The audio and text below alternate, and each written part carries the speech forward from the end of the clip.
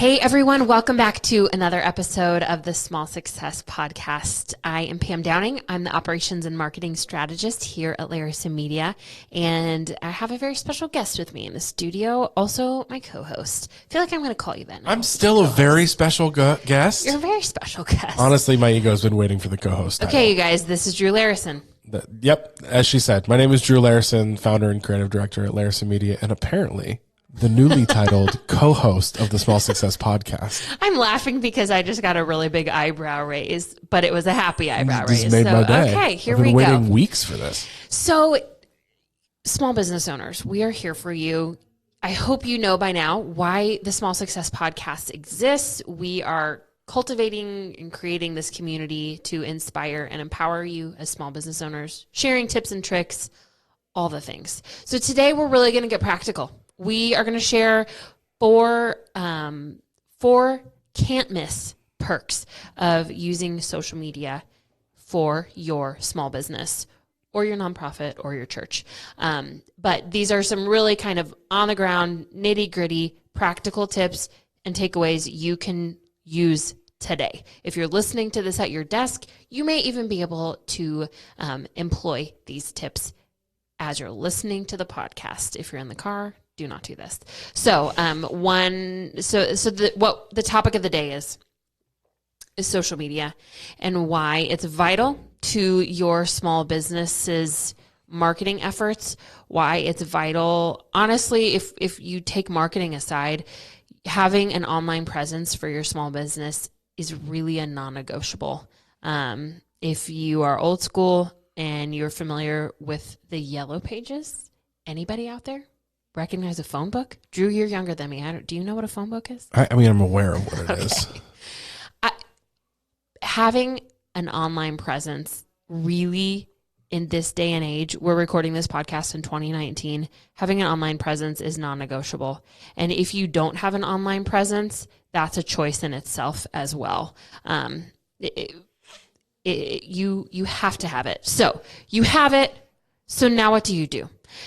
We have podcasted before. There's a blog about kind of our top 3 favorite social media tips. So this is a follow-up to that podcast. This is a follow-up to that blog. Part 2, some additional tips that are practical for your online social media presence. So these could apply to Facebook, LinkedIn, Instagram, Twitter, wherever else you are these days. I'd actually love to hear a small business who utilizes Snapchat. There's some out there. Yeah. Okay. So tip number 1, add value. Think about yourself as a user. You don't want to follow a small business that is just constantly bombarding you with ads that feel like ads. So when I'm talking about adding value to your posts, I'm talking about actually sharing information, advice. Maybe you are sharing some tips and tricks that are obviously related to your industry. And there are things that people could take away and use, information that you share. So, for example, maybe you're a restaurant. You're really popular. People love your stuff. Maybe you throw a recipe out there on social media. That is an example to me of a practical takeaway. It's a piece of value that your followers could use. You could turn that into a conversation. It's something that they can make in their own kitchen and home that reminds them of you, that cultivates relationship, that cultivates loyalty. But the recipe example is an example of the value that I'm talking about. If you're a shoe store, maybe you share some tips and tricks about how to care for your sneakers. But those posts and intentionally sharing your knowledge and offering something to your online community that's much more than an ad. It's something that they can take away. No pun intended. It's invaluable. Ha Nice. I am like the queen of puns. Love it. That was punny. Yeah, I mean, so adding value, I mean, it's important because I don't know. I tell people all the time, your Facebook page cannot be a billboard. Your Facebook page cannot be a newspaper ad. Your Facebook page cannot be a radio ad. You know what can be a billboard? A billboard. A billboard, you right. know, and all those other examples as well. Facebook is a platform of its own that is built around the idea of sharing content and building community around the shared content. Your business has to be a part of that. Yeah. And if you're trying to fight up against that with something else, it's just not going to go well. I mean, that's what it is. You have to learn the language of the platform. You have to learn the culture and the vibe of the platform, and then somehow figure out creatively how to intertwine your brand, your company into that vibe, inside of that culture of how that platform is operating. Yeah, that's right. And we've talked about this before, but when you think about scrolling through social media feeds, your small business is fighting for attention with your friends and family's posts. And what are you more likely to click on? If you put yourself in the social media user seat, if you're scrolling through social media and you're seeing pictures of your friends' kids and you're seeing your mom share about her most recent vacation, and then you scroll through an ad, you're just going to keep scrolling. But if there's something that stops you in your tracks and gets your attention, and it's something that you can actually use in your life, you're much more likely to click on it, interact with it, engage with it. And that's the goal for you as a small business owner. Yeah. That's what you want people to do. Attention's the first battle. But I mean, the second battle of why adding value with content is important is because when you add value without asking for anything in return, that builds up clout, or whatever the word is for your brand, for that consumer. They think better of your brand after seeing that piece of content that added value with no expectation in return than they did before. Mm-hmm. In which that's the game of marketing. We always say that's the long game of marketing, is always finding little ways, little actions or ideas that will hopefully increase your overall brand, which I define as just what people think of your company. Yeah. So I mean, that's if you're constantly just putting out buy this, buy this, buy this, that's what people think your company is all about. Mm-hmm.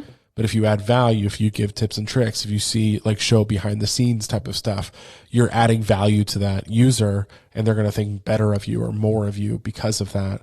And when they do that, that's when they actually become a customer. Right. So that first hurdle, is absolutely grabbing their attention as they're flicking their thumb on their phone, scrolling through the endless amounts of mindless content that's out there. But the reason why you're adding value is because you're adding hopefully clout, or people's idea of you and your brand is going up and up, which will more likely make them a customer, or if they already are, a raving fan. Yeah. And really, to me, you move from being a brand with a presence to a resource for your people. So the next time, John Doe is thinking about where he wants to purchase glasses, he's gonna think of you as, oh yeah, I know I follow that page on Facebook. I've learned some tips and tricks about how to care for my eyes in allergy season. Yeah. That mental shift. But again, like Drew mentioned, that's the long game. That doesn't happen this afternoon. Yeah. But what you post this afternoon will accumulate over time. Reality of good internet content, it provides us it makes other situations pop up as well. So I mean, if your social media platforms are constantly putting out really high quality content that's providing a lot of value, that content, that value will be brought up in other situations. Let's say Susie is following your page for a long time, seeing the value, fall in love with your content. She's a customer, a raving fan. Let's say she has lunch with Johnny one day and he brings up something. He's like, oh, you should really see what so-and-so has been posting about this. So but that opportunity doesn't happen if you're not adding value, or if you're not providing some sort of value through content, that conversation doesn't happen. Word of mouth is highly encouraged and is put on steroids when your company is focused on adding value and not selling. Mm-hmm. Okay. So the second tip that I want to talk about is featuring your customers or your clients. This is something that's really fun, and we've seen it really become effective for some of our clients here. But let me ask you this. What's the first thing you do when you are in a group picture and then you see that picture posted? Who do you look for? Myself. Of course. Everyone does that. Everyone loves to see pictures of themselves. You love to see pictures of people that you love. But when you, as a small business, feature your people on your posts, that does a couple things. One, it shows who you care about, obviously, whatever your business is, you exist to help people in some way, shape, or fashion. You exist to provide a service, a product, or no, I already said service. You exist to provide a service or a product to people to make their lives better in different ways. To solve a problem. Yeah. And so I'll stick with this restaurant example. You're solving the problem of people being hungry. They're coming to you for lunch. Maybe you have some regulars. Snap a couple photos when they're in the next time. Make sure you have their permission. But post them. The engagement that you will see, and when I say engagement, I mean the likes, the comments, the shares, the tags of other people. You will see that increase because it's a person in a photo and people want to connect with other people. That's really the heart behind social media. And so when you're sharing actual photos and featuring customers, that number one, it connects people with other people. But then number two, it's a built-in review. I would love to hear from the small business owner who's featuring a photo of someone who's not a raving fan of their business. But typically, if you take a picture of, your regulars who love your business and you post it online, they're going to comment about how much they enjoy your business, how much they enjoy what you do. With this restaurant example, how much they enjoy the lunch they had at your business. But that is a great way to show your customers that you appreciate them and you value them, but also to really cultivate that community and to create that engagement that I keep referencing. Yeah. And what we see a lot when we have clients that share customer testimonials or, like you said, photos of customers, most of the time the people will share that onto their own, pages as well. So then you're not only just getting your audience to see it, your audience's audience is going to see it, which is an extremely powerful thing, because if Johnny's featured in a photo, Johnny shares that photo, Johnny's grandma is probably going to share that photo too, because she's proud of her grandson. And then that's just where the word of mouth on steroids that I was talking about happens. It just goes and goes and goes and goes. Right. And honestly, people are probably sick of, even if you're providing value in your world, your industry, people get tired of that as well, or something where they want a new fresh spin of something every now and then, something new, something different. And that's a great way to do it. Yeah. Okay. Third tip. Do you remember that infomercial? Years ago. You may be too young. I'm not that much younger than you. Okay. Goodness. But the tagline of the commercial was, set it and forget it. This is the weirdest moment of my entire life. What? You said infomercial, set it and forget it came in my head. That's some good marketing. Come on now. Anyway. I'm not kidding. We just had a moment in our brains. Oh my gosh. That's so weird. Okay. Here's what I want to say. Whoa. With social media, we are not going. Okay, people, listen up. If you've been dozing off during this podcast, I need your attention. Do not set it and forget it. You have got to pay attention. You've got to engage with people. That seems to be the word of the day for me here is engagement. But no one wants to be in a one-sided conversation. Yeah. I don't. That's part of the reason why there's two of us in the room. Yeah. Because this would be bad if it was just you. Not impossible. Not impossible. I could talk by myself. We'll dig there. It's fine. Anyway, we're not going to set it and forget it. We are going to engage, and whether that's you or someone on your staff, or you make the choice to outsource this, but this is so key. No one wants to be in on a one-sided conversation. Don't throw a post up there and walk away. Pay attention.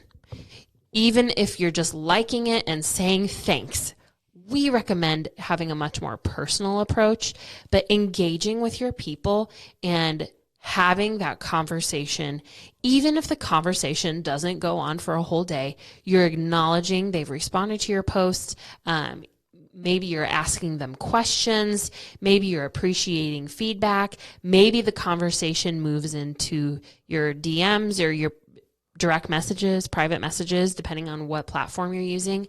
But cultivating that engagement is key. You cannot just throw posts up there and walk away. And this, I acknowledge, this does require time.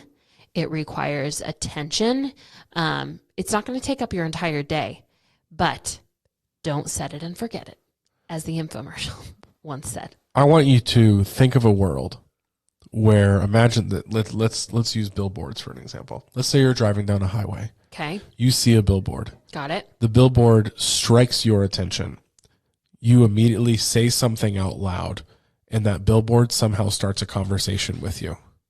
Would that be pretty amazing? It would be awesome. Yeah. Okay. Let's another world. You're scrolling through a newspaper, so we'll say. Sure. You see that little square, and that little square is something that you are interested in. You look down at your paper and start talking, and that little square starts talking back. Would that be amazing? It really would. This actually exists. I know.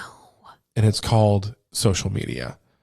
It really is amazing. Take advantage of this, people. Mm-hmm. Literally, if back in the day you're doing billboards or newspaper advertising, you would kill for the opportunity to someone see your ad and they could immediately start a conversation with you. Guess what? It exists. Right. Make social media social again. There you go. How about it? Oh my gosh. Take advantage of like what is actual there with technology. I see so many people, a lot of times, like in our company, when we take over social media for a business or whatever, helping out, we'll go through their DMs because we get access to their accounts. There are so many messages that just got ignored. So many comments that just got ignored that could have been dollars, easily could have been dollars. And they're just there. Like, let it do what it was built to do. Yeah. But you have to be intentional about it. You have to make social media social. Like, there's a reason it's not just called media. It's called social media. That's right. But it's like you said, like, you have to be intentional about it. But think of it this way too. And I tell people, like, we have someone on our staff that their almost entire job is literally handling online conversations through our clients' platforms. It's community specialist. It's literally their entire job because it's that important. The number one piece of advice I gave them on their first day: answer the phone. Because what this is, a Facebook DM, an Instagram DM, a Facebook comment, a Facebook review, people are looking at that type, consumers are looking at that type of engagement the exact same way they did back in the day when they would call your business for something. Yeah. How did it turn out? Good How'd that point. sale turn out when someone called your business and you just ignored it? Yeah. Or you were busy with something else and you didn't pick up the phone? You lost money. You Right. lost an opportunity that could have maybe changed your entire business. Right. People are doing that exact same thing, but with social media content. And you're missing out on thousands and thousands and thousands of possible dollars of revenue. Right. Answer the phone. Yeah. Well, and the other point I want to make here, and I'm glad you brought this up because this could be a different and separate podcast, is social media advertising. That's really not what we're talking about here. We're just talking about good old-fashioned posts. And again, it's 2019 when we're recording this. Social media is free. Sure. I know there's some Can be. Yeah. You can pay. There's like some upgraded forms of, LinkedIn, and there are parts of social media that you can make the choice to opt into and pay, but you have the ability to do all of this for free. It's at your fingertips. Monetarily free. It's monetarily free, and taking a little bit of time and effort and attention. Like Drew said, the return on your investment could be exponentially great. Endless. You have no idea. Yeah. You don't know. Okay, so our fourth tip, and this may be industry specific, but maybe not, is to promote your events. Something that is a wonderful tool on Facebook is the ability to create an event and invite people to it. Also, just post talking about your event, hyping up your event on any of your social media platforms. But it is a way to create buzz. You can hype it up beforehand. You can take photos during the event. Then you can post about it after the event. It is just such a great way to get people excited, involved, engaged in what you're doing. And this could be as small as, a fall festival open house at a local credit union where they're passing out candy to kids, or it could be as big as, a county fair that has thousands and thousands of people coming. No matter what it is, promoting your events on social media is a great way to get attention, create buzz, and maybe it'd encourage you to think outside the box a little bit. Maybe you're a small business who is focused on home service, and so you don't have customers or clients in and out of your office on a daily basis. Maybe it's a fun idea to put faces with your business's name and kind of show them who you are and show them what you're about. Doesn't have to be big and grand, and you don't have to spend a lot of money, but hosting a little open house or a way to serve your community, using events to your advantage is something that is relatively simple, but on social media can have great payoff. Yeah, and we talk about marketing as kind of just the attention game, right? Mm-hmm. And one of the most powerful things about Facebook events to me is normally if someone has said, I'm coming to that event, I will be there, they've clicked yes, more than just interested, they're like, I'm going. Every update you put onto that Facebook event page, that person gets a notification. Yeah. Like, so-and-so has updated the event, or so-and-so added this about the event. So notifications are a beautiful thing, which is why, going back to what we were just talking about, answer the phone, if you reply back to someone's comment on a post, they're getting a notification. Mm-hmm. Hey, the business is talking to you. Come back to the conversation. You're inviting them back and back. Notifications are powerful because it actually grabs someone's attention. I need to check that because we all hate little red numbers now. That's right. Same thing with group pages. If you're posting twice a week, a month out before the event, people are getting that in their head, 8 times they're being reminded by you, minimum 8 times they're being reminded by you. They're seeing a notification about the event. And that's a powerful thing. Mm-hmm. It's not just you create the event page and hopefully people come. You have the ability to post videos, post photos, post content, any type of content, and they're going to get a notification for that. So that's a powerful thing people don't talk about a lot with Facebook event pages, as well as Facebook group pages. Same type of thing. You get really intentional about posting new content to it. People are getting an actual red number notification, mm-hmm. push notification to their phone about an update that has been. So they're going to keep coming back to that page, keep being reminded about it, which is a great thing to have. Well, and as a small business owner, you look at numbers. You want to see who your audience is. You're looking at who's paying attention to you. So that's another, plug for Facebook events is you can see who's planning on attending. Or currently there's a feature that says interested. That tells you a lot too. You can see like, oh my gosh, I have 40 people interested in coming to this event. Helps you with planning, but also helps you know who's engaged, who's paying attention, who should you be kind of giving time and energy to. So to wrap up, those are 4 practical, quick and easy tips and tricks for you as a small business owner utilizing social media. And want to remind you, social media exists to connect people and to engage. But for you as a small business owner, don't lose sight of the fact that you have an incredible tool at your fingertips that you can use to take your business to the next level. Focusing a little bit of time, a little bit of energy, and some planning behind what you're posting when, as Drew has said, the results could be endless. You never know. Yeah. And we've talked about like kind of perks of social media. And yeah. God, it just keeps going back. The biggest perk of this, honestly, we shouldn't have to create blog, but like and list off 9 perks, because the number one perk of social media is so important and like, I should be on social media. It's all about attention. Mm-hmm. Everything, advertising, marketing, branding, it's 100% all about attention. And you go to any public setting, I don't care if you're waiting on a train, a bus, at a restaurant, anywhere, look around for a second. Where are the mass amount of people paying attention? We're all holding this like 6-inch by 2-inch device in our hands at all times. That's where our attention is. Yeah.